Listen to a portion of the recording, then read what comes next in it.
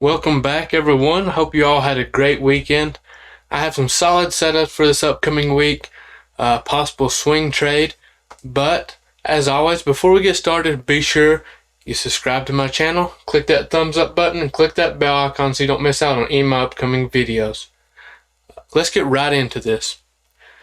First stock I'm watching for the week, ticker SHOP, Shopify, very familiar stock. They recently had a stock split, so now they are small account friendly to trade. This is a very simple trade, should be simple enough to manage. I like to see SHOP pull back down to this weekly support area. This weekly support is around 29.35, but in the past it has bounced a little early, so I have an area here that we're watching.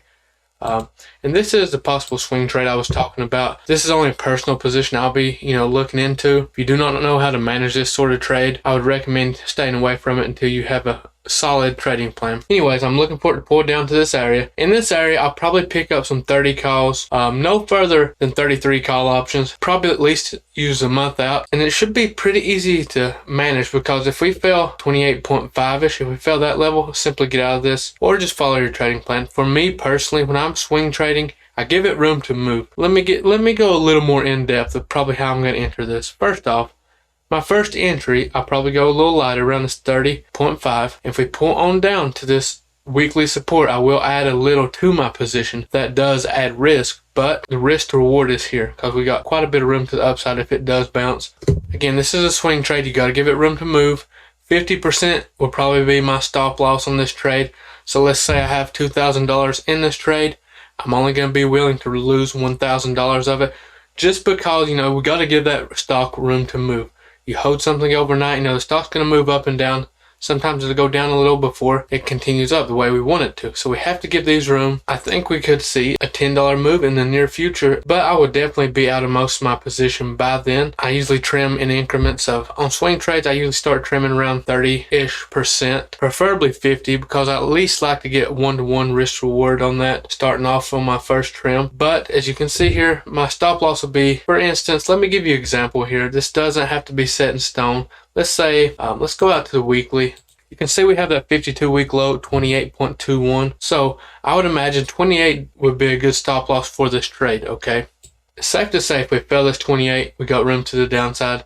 I would simply get out. If your stop loss tells you to stop out before this point, follow it.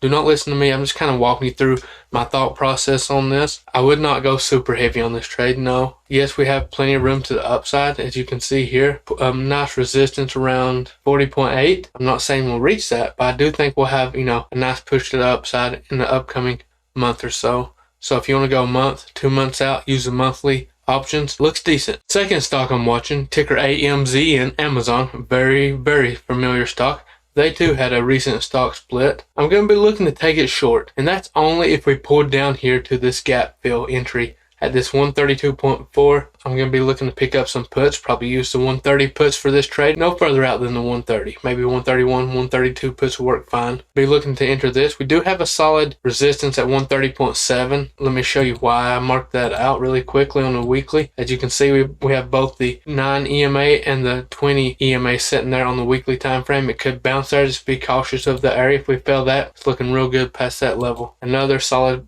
area to watch is at 125.6. Not that we will still be in that trade by then. For those of you that trade options, by that point we're going to be well into profits. The gap fill is at 122.84. The gap is filled completely. Just if you have diamond hands and happen to have runners at this point, this would be where I close them out. Third stock I'm watching, one of our favorite stocks to trade at Team Bull, especially those that trade with me, Walmart, ticker WMT. Very simple trade. I'm looking for a bounce down here around this 132.57 area. You can clearly see why I like it. It's a nice support on the daily, a nice area of confluence. And we got that 20 EMA sitting there as well. I like this area. I'm not saying we will see it, but if we do pull back to this, I will be watching it for a bounce. Probably use like 133 calls for this. It'd be a day trade. If you don't know how to trade a bounce, I got plenty of videos telling you how. I got a video talking about volume. Basically any type of strategy I use, I have a video talking about it to some point. Fourth and final stock I'm watching is AMC. This is small account friendly. We've had a nice pullback, but I did find this a nice support area around this 15.62 area of confluence. Had a lot of reaction in this area, so I will be watching it. I will be watching volume to confirm this bounce. If I like this, I'll use the 16 call options for a day trade, catch it off this bounce, take profits on the way up. For those of you that trade with me, you know how I manage bounces. I usually start trimming off that first nice push up, which usually from my experience is 10-20% profit on the contracts. So I trim there, usually sell half my position at that point. My next trim is usually the closest indicator. So if we got the 9 or 20, whatever is closest, I'll trim there, and I trim half my position again. So the third sell is usually my last sell, whether it hit my stop loss and sell for my entry price, or if it runs up, I'll sell. If it gets crazy, I just lock in profits as I see fit or as it hits my price targets. And that's the top 4 stocks I'm watching this week. I hope I went into enough detail about this. I'm trying to give you kind of my plan. This is not advice of any kind. I'm just telling you what I'm personally going to do. Please be sure you know how to manage this sort of trade, that you have a solid trading plan, and do not go super heavy on any of these trades. Keep it manageable. This is a long game. We're not going to get rich overnight day trading. Think of it as a good source of income. Be smart with your money. As always, I appreciate you all for watching, and I'll catch you next time.